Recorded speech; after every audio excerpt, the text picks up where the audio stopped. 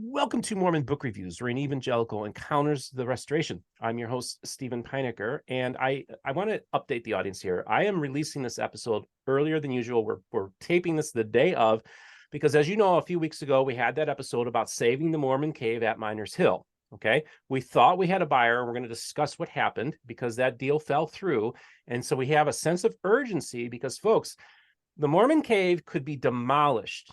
It already is partially demolished already by an adjoining property. Okay, this is Miners Hill has partially been excavated and being used as road fill by the state of New York. Okay, so in theory, somebody could buy this property and demolish this important historic site, which has a provenance that is rock solid. Okay, so what we're trying to do, folks, is we want to find a buyer for the lost Mormon Cave at Miners Hill.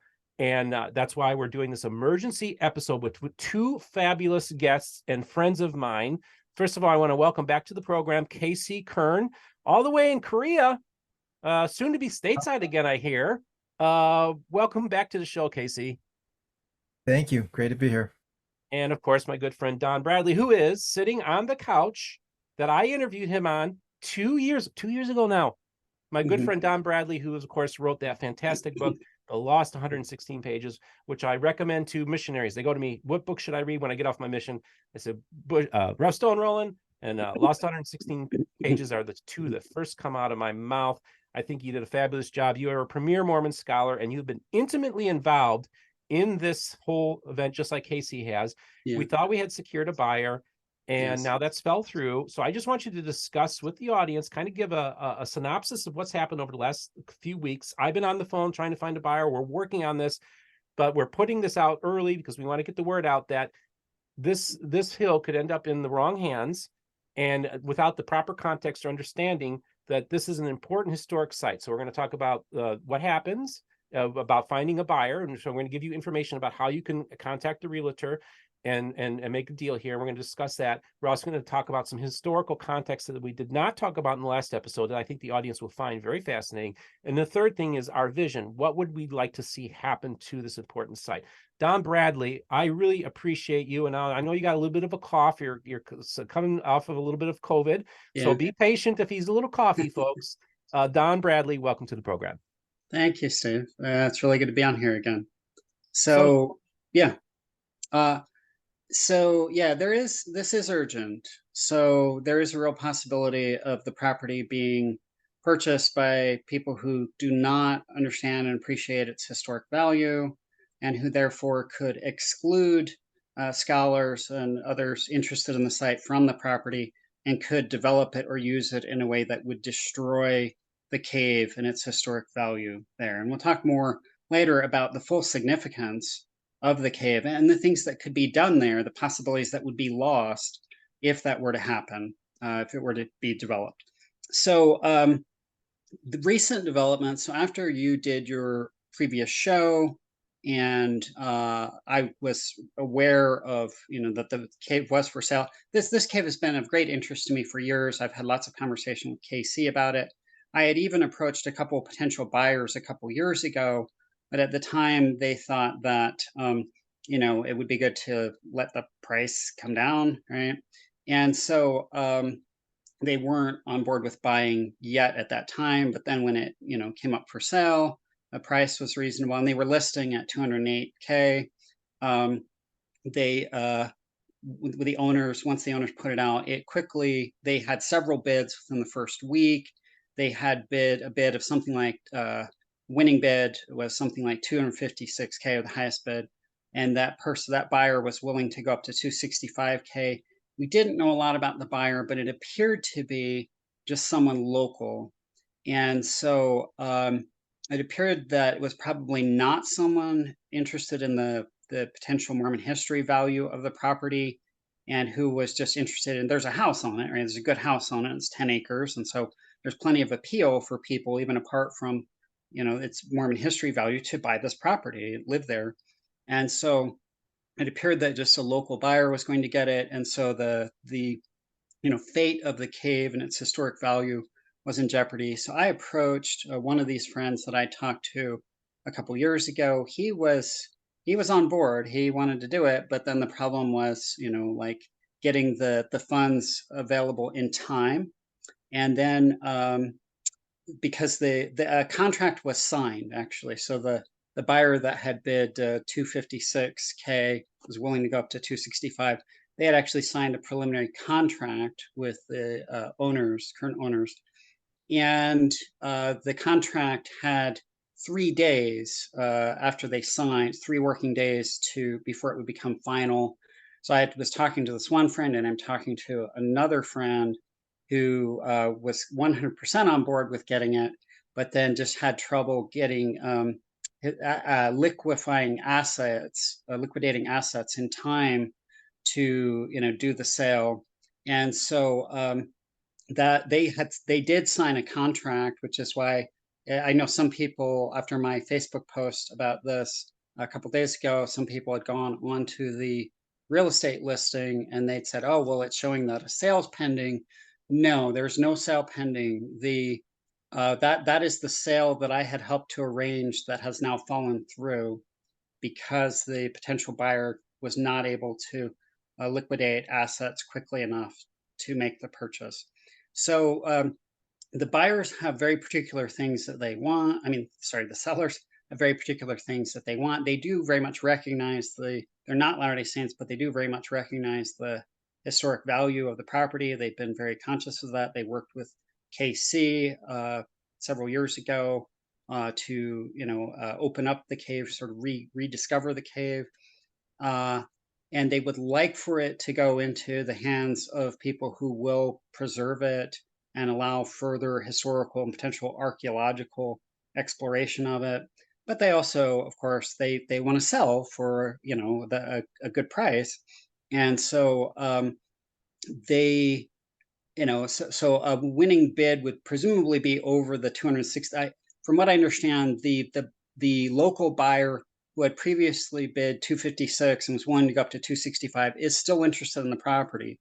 So some things could happen very quickly there with that buyer, doing another contract, and then there would just be 3 days, right, before it would become theirs, provided they can follow through with the deposit and everything. So, so this is urgent, and what the buyers, I keep saying that sellers really want is they obviously they want a good bid, like over 265, presumably like 270, which was what this buyer that I had arranged was bidding, was 270. They also the owners they are going through a divorce, and they want the wife wants to be able to stay on the property for maybe a couple months after the sale, after she gets the money from the sale, so that then she can arrange to buy another place to move into that. And so things that would sort of sweeten the deal for them would be for her to be able to stay on the property for maybe a couple months after the sale, but to have the closing happen fairly soon so that they get the money in hand, and then she can make another purchase. And so those are really the biggest considerations for them. So a potential buyer, that's really what they would need to be aware of and what they would want to do to give a good bid, right, like over 265, and to close relatively soon. This local buyer wanted to close on, I think it was December 22nd, and have the wife who's living in the house still move out at that time. But if we could close soon, right, and then have her able to stay for a little while, long enough after the closing to find a place, that's what would really appeal to them. That's what would be good for them. And we want to make this good for them for all the reasons, right? They've been like really fantastic to work with. They've been good stewards of the property. And so, yeah, it would be great to find for everybody all the way around to find, to have a buyer come in who will be able to do those things for them and preserve the property. And this would not just be like an act of charity or something, because there is a good house on the property that can be rented out. There's obviously a great deal of interest in the property, and they got several bids within the first week, right? And people were bidding well above their asking price. And so this is a great property, and it's got a good house on it. It's got cute house, especially inside, and then like the 10 acres and so on. So this someone could invest in this both to Mhm. preserve the property and to receive income from it. Yep, and that's important. And just so you know, I think from my understanding, originally that this other buyer that you had arranged was going to do the closing on December 1st. They were going to do it on as soon as December 1st, Soon as and then December 1st. So that their ability to liquidate assets shifted, so they wouldn't be able to do that for significant, a couple months out, and the sellers, that's just not. they don't want to wait. They don't So want to wait. Yeah. so that's why the timeliness is so important. Casey, I Yes. want you to pull up the real estate listing, and so people can get some information there. And then we're going to talk a little bit about. So this is the site now. It still says 208,000 as it's listed, but it's actually basically the winning bid. Essentially, from my understanding, was 270,000. So that's what you should expect to pay. Looks like you got a pole barn there, you got a house. So you actually have like a That's built like a home. shed, isn't it? Yeah. A shed. Okay, so that's a shed, and then you got the house there. So that's the property. And then of course we have maybe you could talk about just the historical context. You have another map that kind of gives you the layout of the land. And so that kind of talk a little bit about that, Casey. Give us some context here about the property, and also where the lost Mormon Cave, which you helped re-find in 2015 and actually excavate with your friend, and the owners of this property. Just talk a little, give us some context here, and then we're going to talk about broader historical context, but just talk about your boots on the ground situation there, Casey, your experience, and why it's important that this site be preserved. Yeah. So for further details, I'll refer you to a number of other interviews on Gospel Tangents, and then just a few weeks ago here on Mormon Book Reviews, where covered some of the details. But let me just review some of the geography here. So this is the property right here, and this is actually where the excavation was done earlier, and this dirt was given to the state of New York for landfill. The cave is actually here in the forest. So you can see that if the hill kind of covers this wooded area, and there is a risk of if there was additional landfill required, they could just eat into the hill even more so than it is. But the property is here on Minor Road, which is just right off of the State Route 21, and just up the hill here. So this is where the Chase, the Willard Chase property was right here, and this is right east of the Palmyra Temple and the Stake Center and the Sacred Grove right here. So this is right in the thick of it, and then maybe we'll discuss this a little more when we talk about how Book of Mormon manuscript preparation was involved. But here it's a little bit south of the Palmyra town, about halfway to the Hillcomore Visitor Center, which is down the road a little bit. Oh yeah, there it is. No, that's not it. Well, I can't find the Hillcomore right now, but it's just right in the thick of things. And this let's see, I lost my spot. There it is. Yeah, it's a great location for all kinds of things, for living, for a rental or vacation property, and there's all kinds of things that could be done with it, and just right in the cradle of the historical sites here. Wow. Okay. Well, thanks for sharing that. So now, is there anything else you wanted to show on screen share before we exit out of it that you wanted to share with the audience? And we can always go back to screen share too. Yeah. I've got some historical sources we can look in, but let's give a overview of the history before we dive into that. So, and I know it's getting late there in Korea, so we don't want to go too long on this, but I think it's important that we do talk about some more historic context about this site, vis-a-vis even within the context of possibly the translation process of the Book of Mormon that just may have played a role there. It's really an important site that it's probably one of the most, actually, second only to Hill Cumorah, might be one of the most important sites there is, because Martin Harris himself in the 1850s said this is sacred ground. And so this is an important thing. It's an underlooked, undertold story of Mormon history. Maybe talk a little bit about that. Casey and Don, I want you guys to both kind of have a conversation about some new information that maybe people aren't aware of. Sure. So one thing that I would bring up is, I mean, the site involves, one of its significance is treasure digs in of the Smith that the Smith family was connected with, and their neighbors, the Chase family. And this obviously is a subject that brings up a lot of feelings for people sometimes, and questions. Like there are, I'm not certain that Joseph Smith actually acted as a treasure seer on this hill. The Smith family was involved in the dig, and so the report that we have is that in about 1822, 23, that time period, Alvin Smith, Joseph Smith's oldest brother, played a lead role in digging into this hill along with the Chase family. Joseph Smith Sr. was involved. Reportedly, Joseph Jr. was involved. And so, some people, one might raise questions about the involvement there because the sources, as is the case with most of the Palmyra area sources, are late relative to the actual events, right? They're decades later. And so, one thing that I would point out is, multiple sources indicate. So people know often about Luman Walter. He was very involved in like the local treasure digs in Palmyra. Well, a few treasure digs. So, but Luman Walter was not a local. He did not live in Palmyra.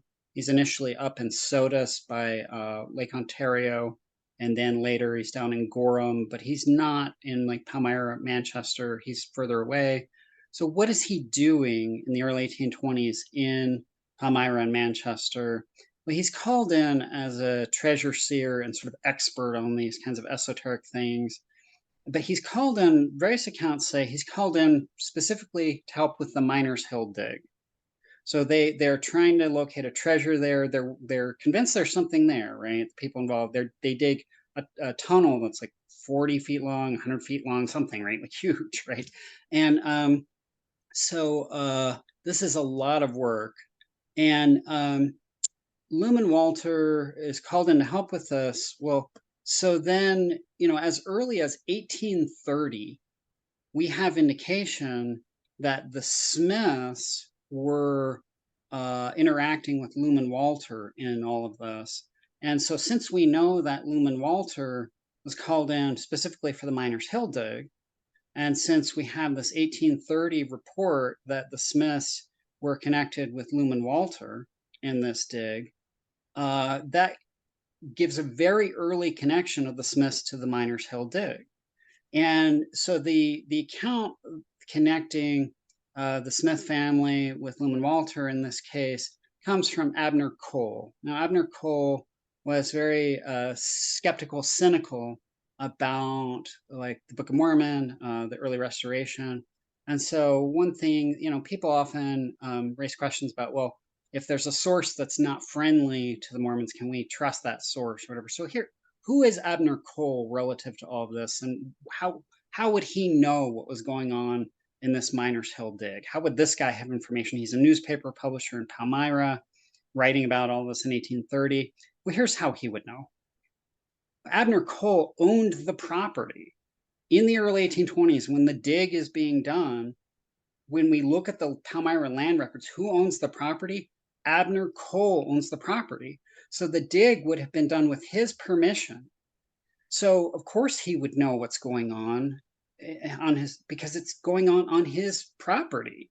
And one of the treasure diggers that we know was involved with Luman Walter, that various people, including Martin Harris, say was involved with the Smiths, is Samuel T. Lawrence. Samuel T. Lawrence and Martin Harris were friends. Martin Harris tells us about some of his experiences, conversations, and so on with Samuel T. Lawrence in the context of treasure digging.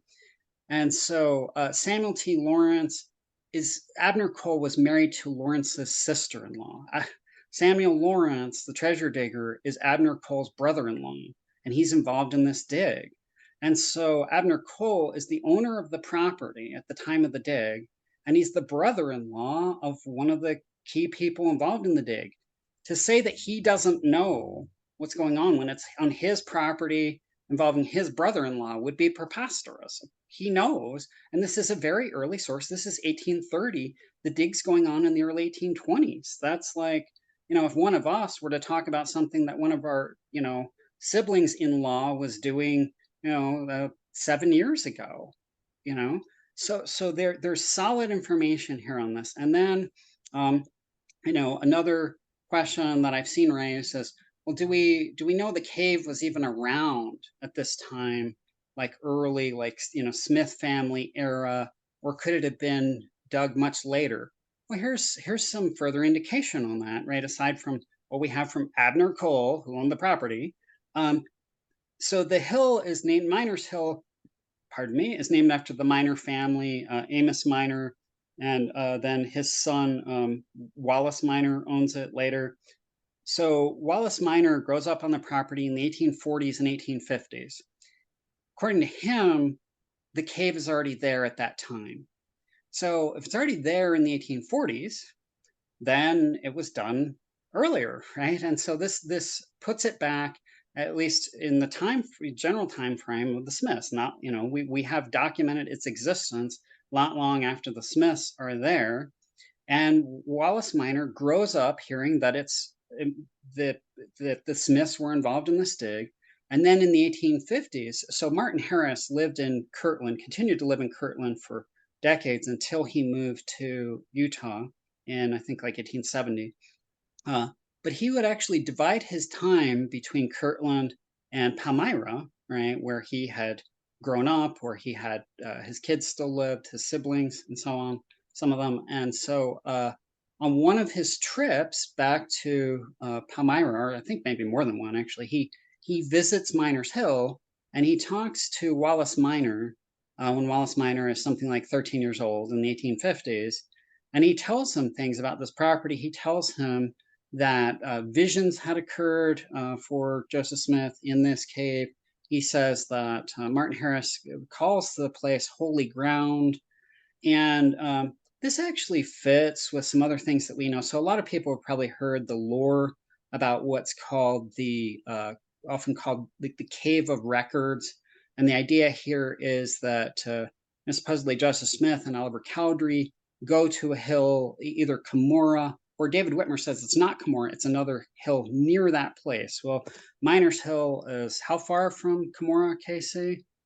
Isn't it just within a couple miles?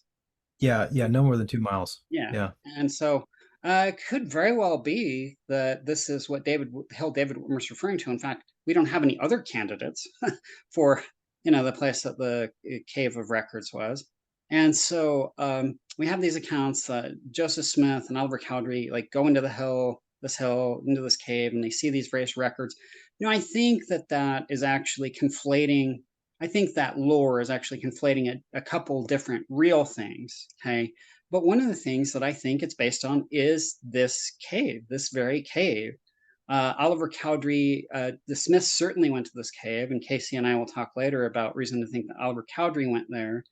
And then another thing that I think would connect, that plays into this Cave of Records lore is that in one of his accounts of the three witnesses' experience, David Whitmer says that the heavenly messenger lays out the records and other Nephite relics, the Sword of Laban and so on a table in front of them. And then he says, though, that at the end of the experience, they saw the messenger take these relics into a cave. Now, the cave, presumably based on where they had their experience, there wouldn't have been a cave where they were. So apparently they're seeing in vision at the end of their experience that the angel takes these relics into a cave. And so I think that that experience that they had combined with what people knew about this cave that the Smiths had been involved in digging, these get conflated into the idea of this Cave of Records in a hill near Cumorah, Miners Hill, right? So this cave has multiple significances in early Mormon history, and there's another one I'll get to in just a minute. But first, I'll shut up for a minute in case anything on any of that or other things about Smith family involvement that you want to go into. Yeah, well, just in terms of being able to have confidence that this did exist in the 1820s. One of the key sources is a interview with Lorenzo Saunders. The interview itself is late, but Lorenzo Saunders actually was his family was renting the property from Abner Cole, and he was actually a witness to the digging in the early 1820s. So I think we have pretty high confidence that this was around in the Oh yeah. Smith time period. There is an indication that it was closed by 1825. But the Sounder's father, Enoch, who had passed away, so we were able to in 1825, so we can date it from there. So the access was restricted at least in 1825, but it continued to be there, and obviously Wallace Minor was aware of it. And so, we don't really know how easy or difficult it would have been to reopen it, but that certainly isn't out of the question that it continued to see usage after its initial closing in They 1825. put a door, isn't that? A Put a door, Yeah. yes, and a lock. But Okay. that's nothing that a crowbar couldn't solve, even if it was Yeah. a few years later. So so Hmm. cool.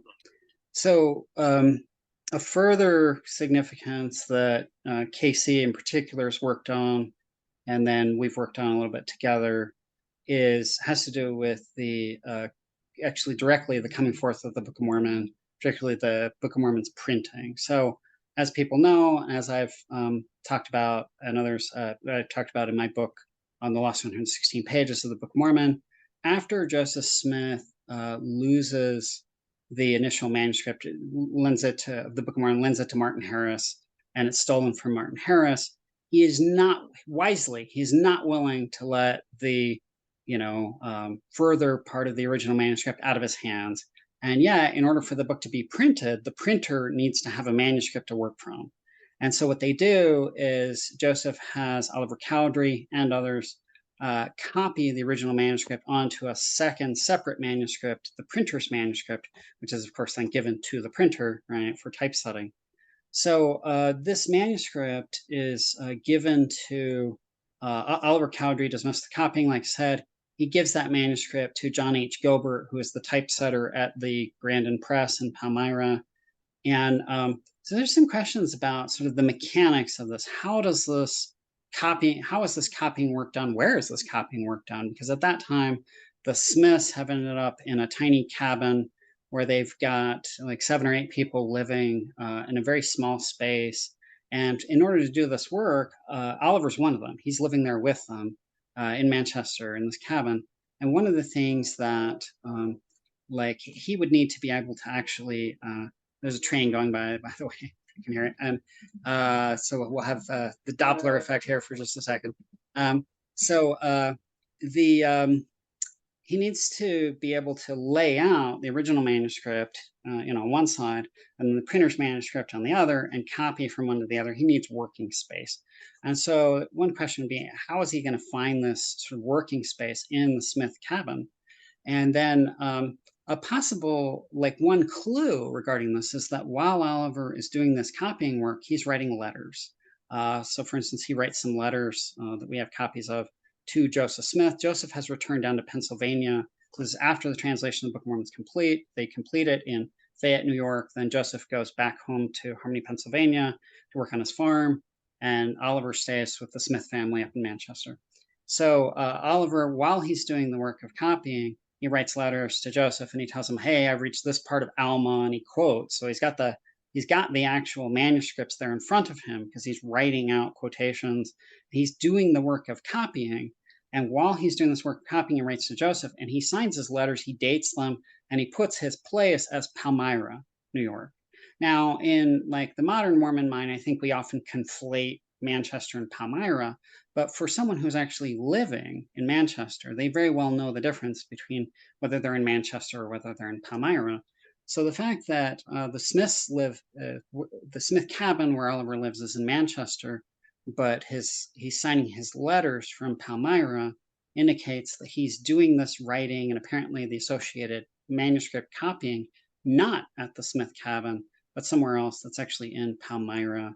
So it turns out Miners Hill is even though it's near the Smiths, it's in Palmyra. And something that's very interesting here is that Hang on, Don. Let me sure. interrupt you real quick. I think it's the other way around. Oh, is it? The hill is just south of Okay. the line in Manchester, and the letters actually are, they do say Manchester, whereas Oh, the okay. house that he was staying in was in Palmyra. Okay. So it just Okay. I had got it. that Okay. flipped Okay. right there. So But here on this just map, take you can everything I actually said see and the, just flip it, guys. Yep, Okay. that's right. Um, so you can actually see that, you can actually see the line right here. okay. Is the Okay. Palmyra Manchester line, and you can see that the house of the Sacred Grove, it's right north, so Right. of Okay. the border. So they were living in Palmyra, but the hill and the cave is just south of the county line there, or Good the point. it's not yeah, Okay. and so that is an interesting distinction, that if he is signing it from there, yeah, he probably was south of that county line. Okay. That's Thank you. Thanks. Okay. So, John H. Gilbert, whom I mentioned before, the person who receives this manuscript directly, printed manuscript directly from Oliver Cowdery, is the guy he gives it to, because this is the guy who's doing the actual typesetting from that manuscript, actually working with that manuscript. This man we know has a phenomenal memory. How do we know this? Well, we know this because decades later, like 40 some odd years, 50 years after he does the typesetting from these manuscripts, he is able to give detailed descriptions of the manuscripts in his various letters and statements. And Royal Skousen at the Book of Mormon Critical Text Project has examined these manuscripts and has found that Gilbert's descriptions are spot on. They're spot on, right? So we know he's got a phenomenal memory. And but he says this very funny thing. He says this weird thing.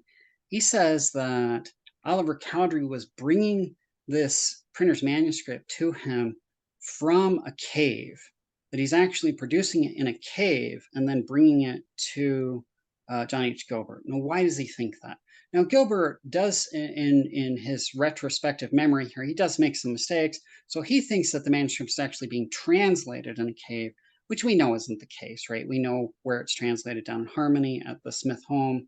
We know where the remainder of it is translated at the Whitmer home up in Fayette. So the translation's already been done before this point that Oliver's turning it over to Gilbert. So that at least is definitely like a conflation that he's making in his mind, right?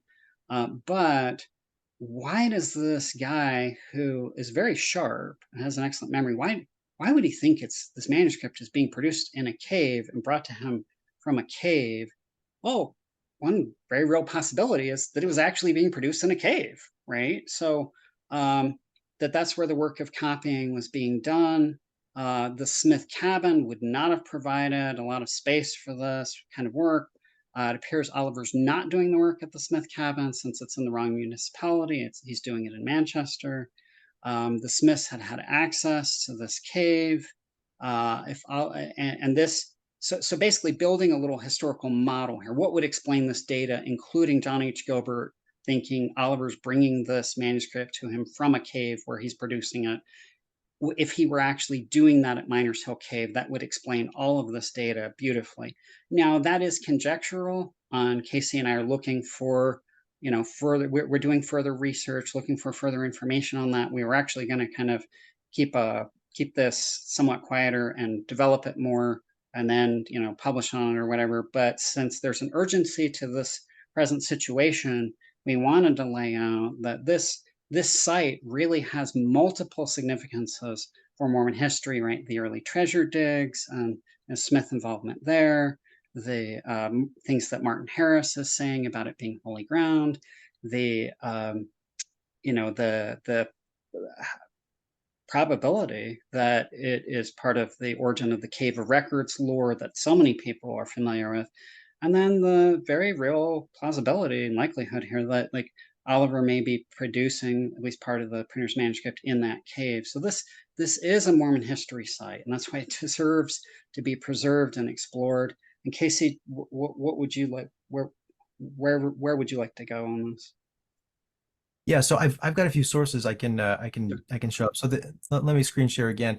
This is something that I put together recently after we or actually when my friend Greg and I were preparing to do the dig, I was gathering all the data that I could, and this kind of has all the sources that I could find related to the cave, and the one that you just mentioned there with John Gilbert is this quote right here. He says, "I've seen Joseph a few times, but not acquainted with him. That's because he was in Pennsylvania most of the time." He said, "I saw Hiram quite often. I am the party that set the type from the original manuscript for the Book of Mormon. They translated it in a cave." So here he's saying that he's working with Oliver and Hiram. Oliver was actually staying at Hiram's house, and the Smith parents had been evicted from the frame home, and they were all in Hiram's cabin at the time. And Hiram had a 2-year-old at this point, I think. And this is where that would just have been a madhouse. But Right. Hiram and Oliver were the ones working together there.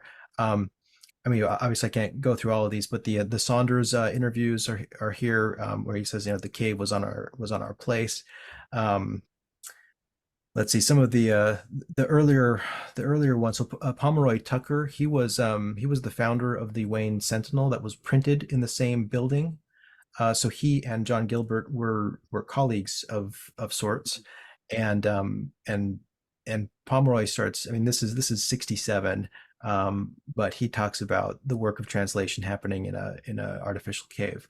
So this is they seem to be, I mean, for all we know, Pomeroy Tucker and John Gilbert, they were going to lunch together because they were pretty much co-workers, in this print shop. So they were, encountering a lot of the same, Pomeroy Tucker probably would have encountered Oliver and Hiram possibly as well. So there's, it all kind of evolves into this folklore. We have some other indications. This is actually in Joseph's lifetime in 842, where there's some talk about a cave is where the Book of Mormon gold plates were originally. There was also a piece of creative writing that came into existence in 1843. Which was just kind of a short story that was written. It wasn't presented as fact, but it was just kind of amalgamating some folklore from the time, and here it's kind of concocting a fictional backstory of church origins, and it's talking about Hiram and Sidney Rigdon are in a cave where the angel had appeared to him. So this doesn't. The only thing interesting about this is that it's still in Joseph's lifetime, and it's talking about kind of early beginnings happening in a cave. So that these stories and the presence of a cave related to all of this really was there from quite early on, and then people are hearing about this from early on. Yeah, and then of course Gilbert and Pomeroy Tucker being at the print shop that we know Oliver and Hiram would have been frequenting, that they get the idea that it's being translated, or Right. if that's a proxy for the documents are being prepared, like Right. before they are coming to the print shop from a cave. And at that point, of course, the translation would have already been happening, but the work that would have been happening at this point is the printer's manuscript copying. Right. Okay, wow, that's fantastic. Now I want to kind of just put a bow on this whole thing, because I think, of course, giving you some really important historical context. I'm seeing this for the first time myself, and hearing this is really fascinating to think that we're on the precipice of hearing about some of the latest research that's going on that you guys have been working on. And then thank you very much, by the way, for sharing that with our audience today and with me. And then also just the urgency of what we need to do to save the Mormon cave at Miners Hill. And this is a call to action, is what this is all about. So we're going to have links in the description for those of you who are interested in purchasing the property, which we showed earlier. But I want us to talk about, what is our vision? What would we like to see happen to this site? What would happen? I mean, because I know we talked a little bit about this when we had the Elwoods on, about the importance of trying to make this like a historical landmark. We want to have it professionally, a professional archaeological dig done here. Perhaps a visitor center. Maybe this will be another go-to destination place now that the Hill Cumorah pageant isn't going on at the Hill Cumorah. This would be maybe a secondary location that would be, because it would be independent. We could maybe do different things at this hill as well that I think might be another touchstone for the restoration. You guys talk about maybe what your vision would be for this place. KC, you want to start off?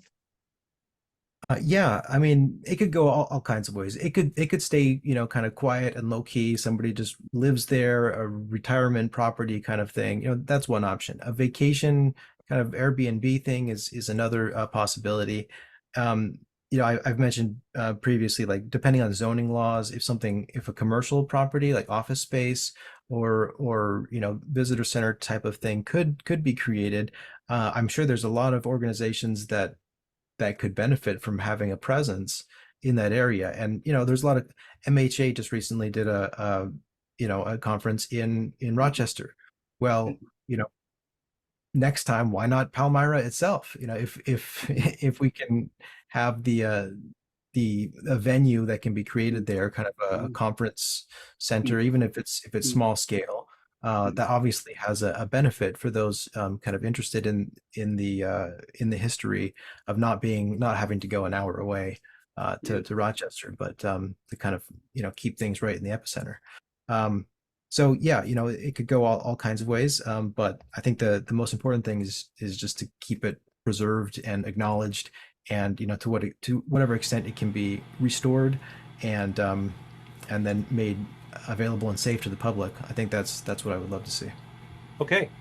And Don, what is your vision? Sure. So KC, I'm suddenly picturing some sort of lodging space there for like Mormon history people for conferences, and it could be called the Cave. The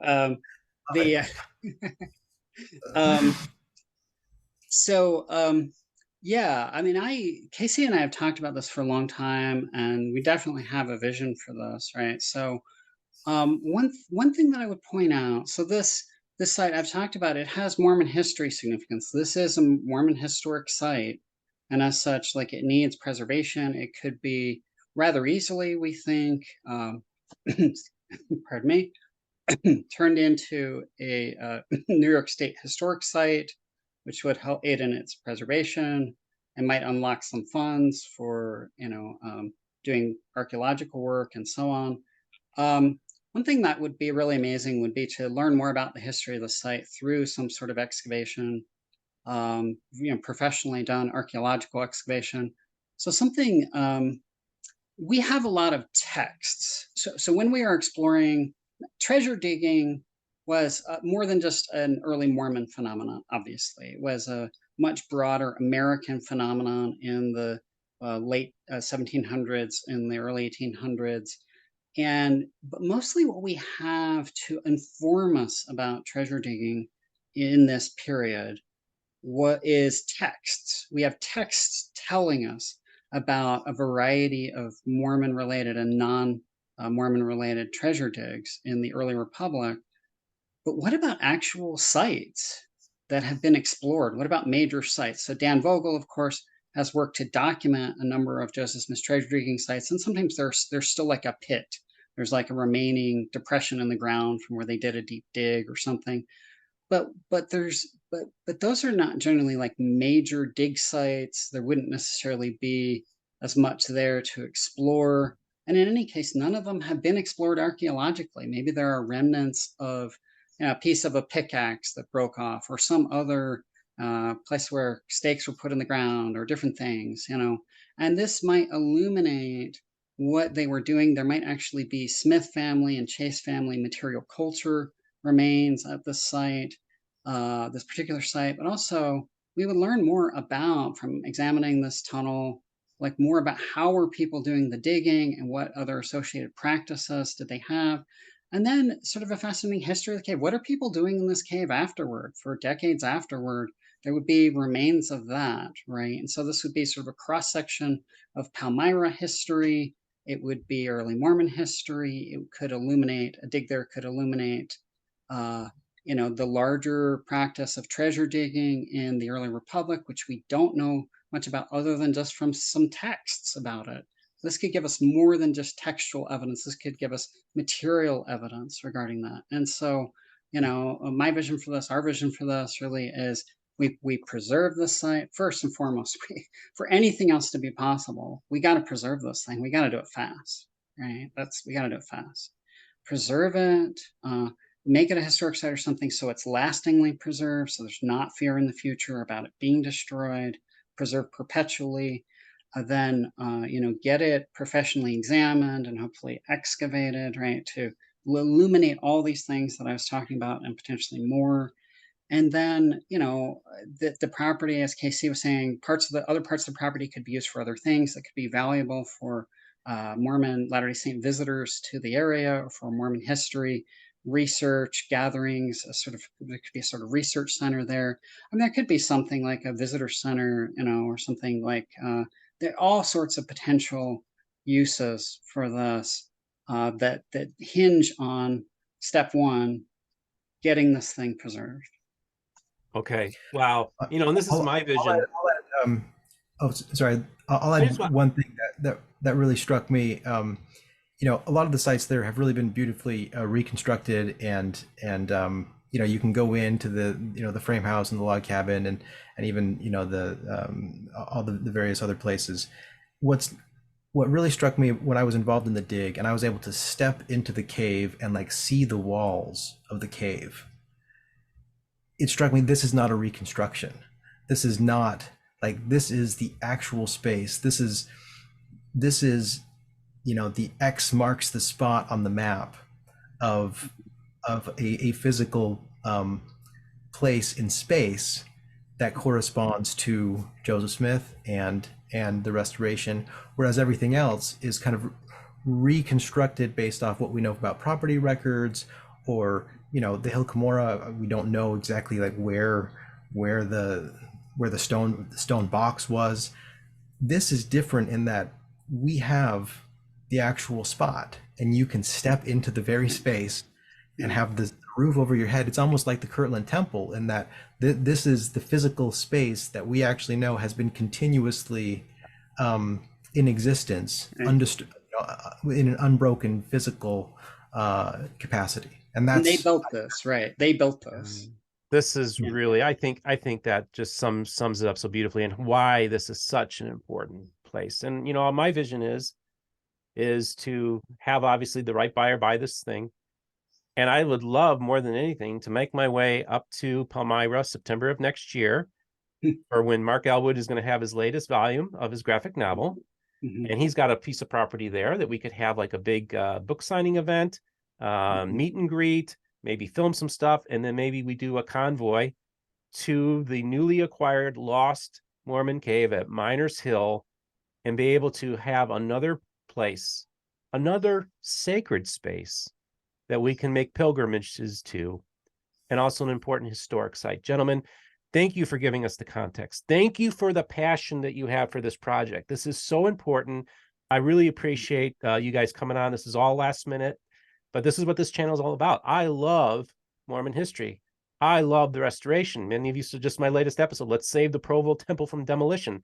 I am a fan of Mormon history, and I think it's so important that we preserve these spots. We live in a culture that's very much about throwaway culture. We got to save these important sacred spaces, even if they're not sacred for me. I'm starting to cry now. Jeez. Even if they're not sacred for me, actually they are. They are sacred spaces to me as well. Gentlemen, thank you so much for coming on the program. Any final words before we finish this up? Let's do this. You guys are awesome. Let's do this. That's the call to action. Let's do this. Let's make it happen. I believe we can. And it's a real honor and privilege that we're doing this here on MBR. Don't forget, Casey's going to send me the links for everything we talked about. We're going to have also, for those of you who want to support the channel, of course, we have links there as well. Don't forget about the merch store, MormonBookReviews.com, where you can get lovely things such as this hat. All these things. I do want to thank everybody who are financially supporting the channel. Could not be doing this, could not be having this conversation right now without you. And this is the most important thing, is this. Remember, all the voices of the restoration will be heard here on Mormon Book Reviews.